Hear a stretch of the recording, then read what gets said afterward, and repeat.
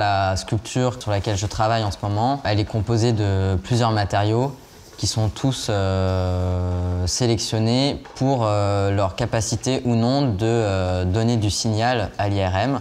C'est un projet de recherche du coup, que je mène depuis 2021 avec un centre de recherche en imagerie médicale par résonance magnétique.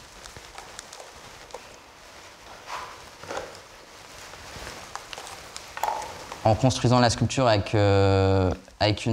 point de vue vraiment optique, c'est-à-dire avec l'œil, avec les perceptions humaines, mais aussi d'un point de vue plutôt nucléaire, c'est-à-dire celui de la machine qui se situe en fait au niveau des atomes.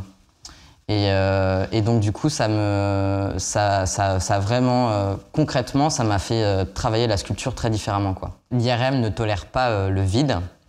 Du coup, j'ai dû construire mes sculptures entièrement pleines, c'est-à-dire sans aucun nerf. Et donc j'ai mis des formes pleines dans le scanner IRM. Et en fait, ce qu'il en ressort à l'image, c'est une forme qui se construit différemment parce que les matériaux qui ne vont pas donner de signal vont apparaître en creux, en fait, donc noirs. Tout ce projet part un peu d'une réflexion et d'un grand intérêt sur la naissance et le développement de la science anatomique et comment est-ce que finalement cette science a donné naissance à une iconographie de la médecine et donc du coup ces planches anatomiques et en fait du coup qui sont venus vraiment construire une certaine image du corps qui est un corps que l'on va isoler et fragmenter pour étudier. Un corps, ça évolue en permanence. Et quand je parle de corps, je parle pas que de corps humain, mais la matière en soi, c'est extrêmement mobile, quoi. Les matériaux que j'utilise sont vraiment sélectionnés, enfin, sont choisis. Alors il y a plusieurs choses qui m'intéressent dedans. Il y a à la fois leur capacité à se métamorphoser. C'est-à-dire que souvent, c'est des matériaux que je peux travailler sous différents états.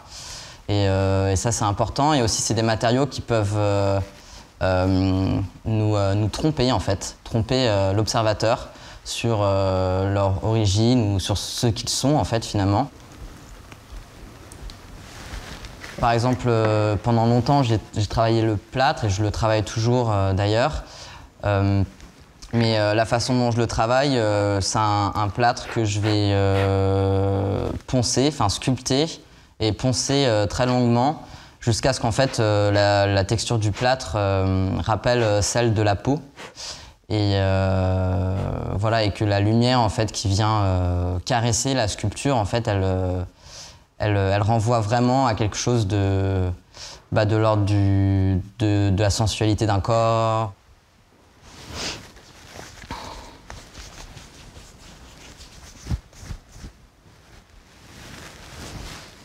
Quand je construis vraiment la forme de mes sculptures, c'est-à-dire quand j'en suis à l'étape où je leur donne quelque chose de l'ordre du muscle ou que je leur donne un galbe, en fait, on pourrait dire ça comme ça. Ce qui m'intéresse, c'est d'être dans cette zone d'incertitude, c'est-à-dire qu'on ne sait pas vraiment à quel régime ça appartient. Et donc du coup, après, c'est des formes qui sont nourries de plein d'êtres différents. Et donc, alors bien sûr, il y a le corps humain qui est quand même hyper important parce que c'est aussi le corps que j'habite ou que j'essaye d'habiter. Et donc, il me nourrit pas mal aussi. Mais après, effectivement, ça peut être de l'ordre du régime animal ou même des insectes. Et puis au-delà de ça, je suis aussi très nourri par tout ce qui va être design industriel. Et donc plutôt des objets qui sont vraiment construits et forgés par des outils. Dans la culture européenne, il y a vraiment une tendance à isoler, à détacher le corps d'un contexte, d'une histoire. Et ces contextes, ils sont à la fois historiques, de l'ordre de l'environnement et du territoire, je dirais presque même géologiques.